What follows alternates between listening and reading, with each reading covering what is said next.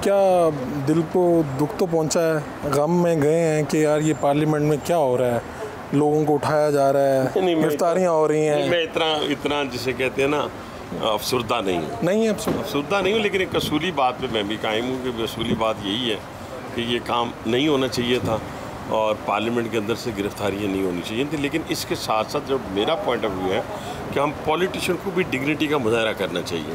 ठीक है। ये नहीं बाथरूम में छुपने से, अंदर कमरे बंद करने से, गाड़ी को लॉक करने से तो बंदा बच तो नहीं जाता ना। मैं 7 दफ़ा पॉलिटिकली गिरफ़्तार हुआ हूँ। 7 दफ़ा मैं 3 दफ़ा घर से, 2 दफ़ा गाड़ी से, 2 दफ़ा दफ्तर से, तो मैंने तो कभी रजिस्ट नहीं किया तो ज़िंदगी में। 7 मरतबा में तो बंदा तजर्बाकार हो जाता है ना। तो दूसरी तीसरी गिरफ्तारी नहीं, तजर्बेकारी की बात ही नहीं है। जब आप इस दश्त में आए हैं तो फिर आपको इन चीज़ों का सामना करना पड़ेगा। बहरहाल पार्लियामेंट की हदूद से गिरफ्तारी की मजम्मत करता हूँ, वो कल भी की, परसों भी की, आज भी करता हूँ। वो नहीं होनी चाहिए। आप तो हमेशा खबर देते हैं, अडयाला वाली खबर सबसे पहले आपने दी कि अंदर सहूलतकार है। ये गंडापुर साहब कहाँ गायब थे, ये खबर नहीं, क्या है? वो खबर रही नहीं। वो तो 8 घंटे जहाँ माफ़िया मांग रहे थे, पाँव पड़ रहे थे और वजाहतें दे रहे थे, वो वहीं थे। अब तो ऑन कर लिया। तो ये सभी उस तकरीर का नतीजा था? उस तकरीर का नतीजा भी है। अब वो बहुत सारे राब्तों में ऑलरेडी सारी दुनिया को पता है कि वो एस्टेब्लिशमेंट के साथ राब्ते में हैं। पहले भी थे, आज भी थे। ये हिटलर की एक बहुत बड़ी जासूसी का निज़ाम होता था मियाँ बीवी के दरमियान। यानी मियाँ जो होता था वो हिटलर का जासूस हुआ करता था। अच्छा। तो वो बीवी से भी पूछता था हिटलर को गालियाँ निकाल के। तो वो बाद में पता चलता था जो बीवी अच्छी समझदार होती थी वो गालियों का जवाब नहीं देती थी, वो आगे से कहती थी नहीं हिटलर अच्छा है। तो जो बेवकूफ़ होती थी वो कहती थी कि नहीं हिटलर बहुत। तो वही खामन जाके बता देता था उनके जासूसी निज़ाम को कि मेरी बीवी जो है आपके ख़िलाफ़ है। तो बस ये इसी तरह का सिलसिला चल रहा है। लाहौर में अगर ये कहते हैं जी हम जाएंगे, जलसा करेंगे। अच्छा, ये जो हमारी तरफ से स्टेटमेंट है ना जी कि हम अटक के पुल पे आके देखें या लाहौर में आके देखें, अगर उन्होंने बचगाना हरकत की है तो हमें ये नहीं करना चाहिए। ठीक है। ये हमारी तरफ से ये स्टेटमेंट जो भी देता है मेरे लिए काबिल कबूल एज ए पाकिस्तानी नहीं है। और जिस तरह वो बिहेव कर रहे हैं कि अपनी सियासत की खातिर पाकिस्तान को तबाही की तरफ लेके जा रहे हैं। पाकिस्तान नंबर 1 पे होगा तो हमारी सर्वाइवल होगी। लेकिन हमारी तरफ से वो तो बेवकूफ़ हैं, उनमें मैच्योरिटी नहीं है। उनकी लीडरशिप जो है ट्रिकल डाउन इफेक्ट है। ये बानी पीटे गालियाँ देता है, ये गालियाँ देंगे तो इनको अच्छी जॉब मिलेगी, कोई वजारत मिलेगी, कुछ बन जाएंगे, लीडर ऑफ द अपोजिशन बन जाएंगे।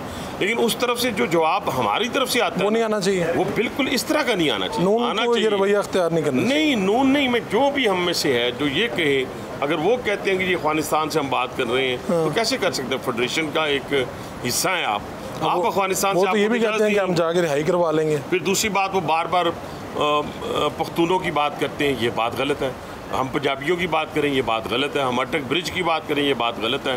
लाहौर सबका है, पेशावर सबका है, कोयटा सबका है, कराची सबका है। तो इस डगर पे चल के इस पाकिस्तान को हमने बचाना है। ये तो आज तो अब हनीफ अब्बासी साहब ने कमाल कर दिया, आपने तो पूरे पाकिस्तान को जोड़ दिया। मैं तो हमेशा यही जोड़ता हूँ। लेकिन पार्लियामेंट का क्या? मैं आपको एक और बात बताऊँ। पाकिस्तान कभी पंजाबी, पख्तून, बलोच, सिंधी की बुनियाद पर ना कायम हुआ था, ना कायम रह सकता है। ये एक ही बुनियाद पर कायम हुआ था और वो कायम ये था कि इस बुनियाद को जब रखा गया था तो कहा गया था, नारा लगाया गया पाकिस्तान का मतलब क्या, ला इलाहा इल्लल्लाह। अगर वो नारा इंटैक्ट रहता है तो पाकिस्तान इंटैक्ट रहेगा। अगर खुदा न खास्ता उसको पीछे छोड़कर बलोच, पख्तून, पंजाबी और सिंधी बनना है तो फिर मेरे मुंह में खाक। तो ये मिसाक पार्लियामेंट क्या है, इसका नतीजा कोई हौसला अफजाई निकलेगा? आपने समझाया अंदर लोगों को? मैंने बड़ा समझाया, लेकिन जहाँ महमूद खान अचकज़ई जैसा सीनियर पार्लियामेंटेरियन वो अगर खरबूजे को देख के खरबूजा रंग पकड़ रहा है और प्राइम मिनिस्टर के ख़िलाफ़ जो अल्फाज उसने इस्तेमाल किए हैं,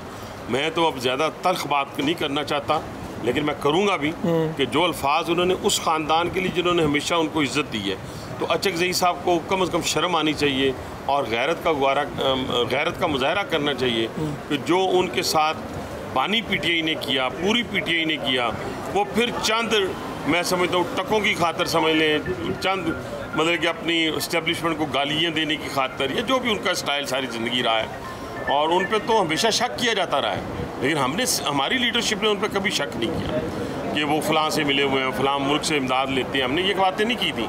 लेकिन जब उन्होंने वज़ीर आज़म के बारे में ये बातें की हैं तो मुझे शक होना शुरू हो गया कि जो उनके बारे में कहा जाता था कि ये फ़लाँ मुल्क से मदद लेकर पाकिस्तान को बुनियादों को कमज़ोर करना चाहते हैं, वो दुरुस्त साबित हो रही है। बहुत बहुत शुक्रिया आपके पास। तो आतिफ साहब, ये क्या पार्लियामेंट से गिरफ्तारियाँ, लोगों को घसीट के लेके जाना, ये क्या, इसको किस तरह से देखते हैं? देखिए, मैं तो जो 9 मई का वाक़या हुआ था लाहौर में कोर कमांडर हाउस पे जो हमला हुआ था, गलत हुआ था, हम मज़म्मत करते हैं।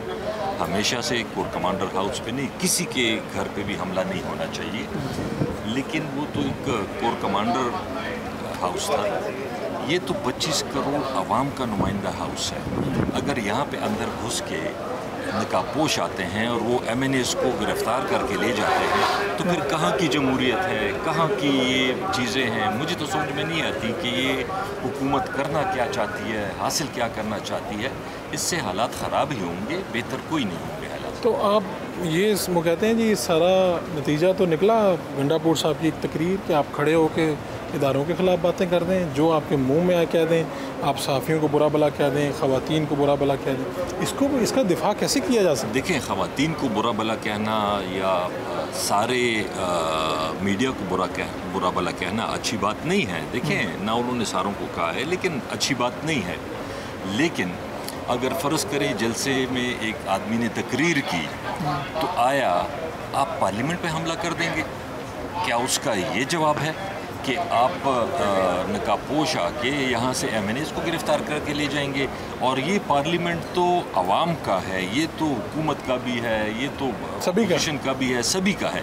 ये कोई तहरीक इंसाफ का दफ्तर तो नहीं था कि यहाँ पे उन्होंने हमला किया। तो अभी तय क्या पाया? यानी इस बात को तो अब वक्त गुजर गया, अंदर कमेटियाँ बनी, चीज़ें, तो आप लोगों को नज़र आ रहा है कि वाकई जो बातें चल रही हैं कि जी स्पीकर साहब ने कमेटी बना दी, बंदे मुअत्तल कर दिए, हुकूमत या स्पीकर साहब को अगर देखें खास इसमें इस पार्लियामेंट की इज़्ज़त का सवाल है।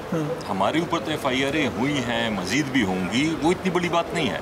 लेकिन असल चीज़ इस पार्लियामेंट का वक़ार है। स्पीकर साहब ने फ़िलहाल स्टैंड लिया हुआ है। उम्मीद यही है, वो कहते यही हैं कि मैं इंशाल्लाह इसको इंक्वायरीज़ करूँगा, जिन लोगों ने ऐसी हरकत की मैं उनको सज़ा भी दिलवाऊँगा। तो उम्मीद यही की जा सकती है कि इंशाल्लाह ऐसा हो और मज़ीद ऐसे हालात ना बने जिसकी वजह से पाकिस्तान में जमहूरियत वैसे भी कमज़ोर है। इस तरह की हरकतों से तो जमहूरियत ख़त्म हो जाएगी। तो ये एक तासुर है कि जितने तुंदो-तेज़ बयानात आपकी तरफ से आते हैं, ख़ास तौर पर गंडापुर साहब को लाइमलाइट में इस हवाले से, तो ये बानी PTI की वो थपकी है, बानी PTI खुश होते हैं इस तरह के बयानात सुन के? देखिए, उन्होंने, इमरान खान साहब ने उस दिन कहा कि अली अमीन साहब ने अवाम के जज्बात की तर्जुमानी की है। बहुत सारी ऐसी चीज़ें हैं जिस पे ठीक है, आप अल्फाज पे तो आप उस पर एतराज़ कर सकते हैं, लेकिन बहुत सारी चीज़ें ऐसी हैं कि ये PTI के साथ जो हो रहा है पिछले 1.5 साल से 2 साल से इमरान खान साहब के साथ जो हो रहा है, क्या वो ठीक हो रहा है? इसको कोई ठीक कह सकता है? तो ज़ाहिरी बात है, अगर एक तरफ से आपको ये भी कहा जाता है कि जी हम मुज़ाकरात के लिए भी तैयार हैं, हम पाकिस्तान के लिए बात भी करना चाहते हैं, आगे भी बढ़ना चाहते हैं, लेकिन अगर दूसरी तरफ से आपको दीवार के साथ लगाया जाता है तो उसका रिज़ल्ट ज़ाहिरी बात है फिर कोई अच्छा तो नहीं निकलेगा। अगर आपकी ऐसी चीज़ें हों तो फिर आपकी ज़ुबान से अच्छी बातें नहीं निकलती, फिर इसी तरह की बातें निकलती। बातें तो ये चल रही थी गंडापुर साहब को जनाब कहीं किसी ऐसी जगह पे ले जाया गया, हिरासत में ले लिया गया, बाद में बात निकली कि जी किसी ऐसी जगह पे थे जहाँ सिग्नल कम थे।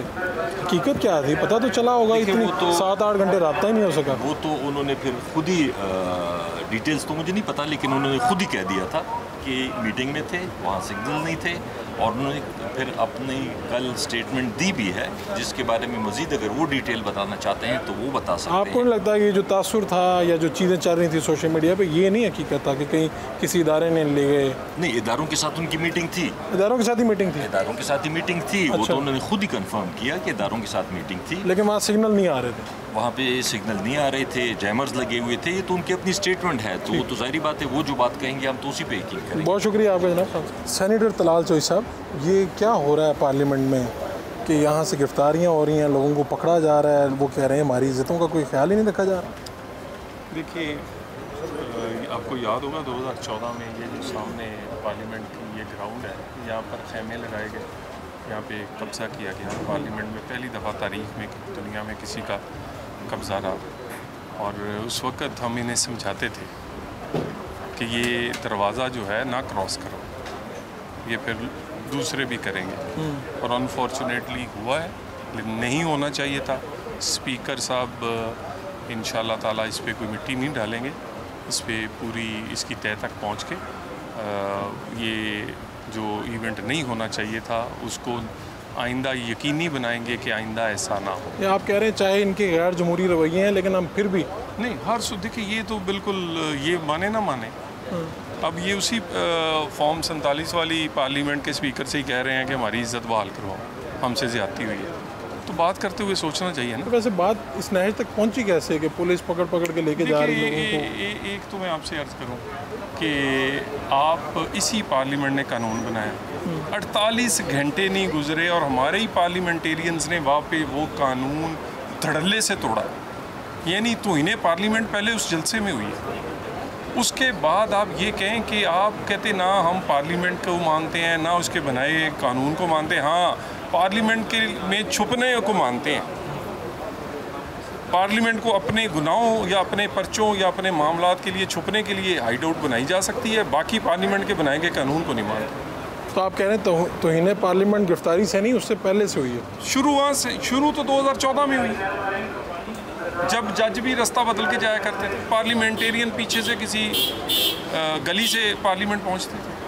अब और हम इन्हें कहते थे ना करें ये, और आज पार्लियामेंट अच्छी नहीं है, पार्लियामेंट के बनाए गए कानून अच्छे नहीं हैं, लेकिन पार्लियामेंट के अंदर हमारा छुपना अच्छा है। तो ये मिसाक पार्लियामेंट क्या है, इसका नतीजा क्या? देखिए ये तो होना चाहिए, ये पार्लियामेंट की कार्रवाई जो है और पार्लियामेंट का जो तकद्दस है उसको पीटीआई ने आके एक म्यूनसिपल कॉरपोरेशन की तरह का बना दिया। कोई यहाँ रूल्स ऑफ बिजनेस नहीं फॉलो करने, कोई तरीक़ाकार नहीं, कोई पार्लियामानी नॉर्म्स थी बहुत तकड़ी, वो नहीं, और अपने इन्होंने वो ऐसे लोग यहाँ पर पहुँच गए हैं जो कि जिन्हें पता ही नहीं कि पार्लियामेंट होती क्या, उसका तकद्दस क्या। मुस्लिम लीग नून अब वेलकम करेगी, लाहौर में जलसा होने जा रहा है पीटीआई का, कहेंगे आए जनाब करें? देखिए कानून के अंदर रहकर ये जलसा करें, जुलूस करें, धरना करें, लेकिन कानून के अंदर रह के जो कहते हैं ना हम अपनी नहीं इजाज़त होगी तो फिर भी कर लेंगे, नहीं ये नहीं होगा। ये क्यों था? ये गंडापुर साहब की जो तकरीर थी ये क्या था इसके पीछे? ये गंडापुर साहब से सिर्फ इतना पूछ लें कि वो वज़ीर आला बने कैसे, पेशावर में झगड़ा हारा कैसे है, बाकी बातें ना खलवाएं, फिर कॉन्स्टिट्यूशनल एवेन्यू की वो 60 घंटे की मीटिंग तक जाएंगी। ये मैनेज है, वो छोड़ दे बस, बाकी फिर इतनी बड़क क्यों है? समझ रंगबाजी इसे दिखाने के लिए था, रंगबाजी। बहुत शुक्रिया आपका तवज्जो से। अरकान कौमी असम्बली से गुफ्तगू का सिलसिला जारी है, एक शॉर्ट कमर्शियल ब्रेक लेते हैं, ब्रेक से वापस आएंगे तो आपको राय सुनाते हैं अरकान की।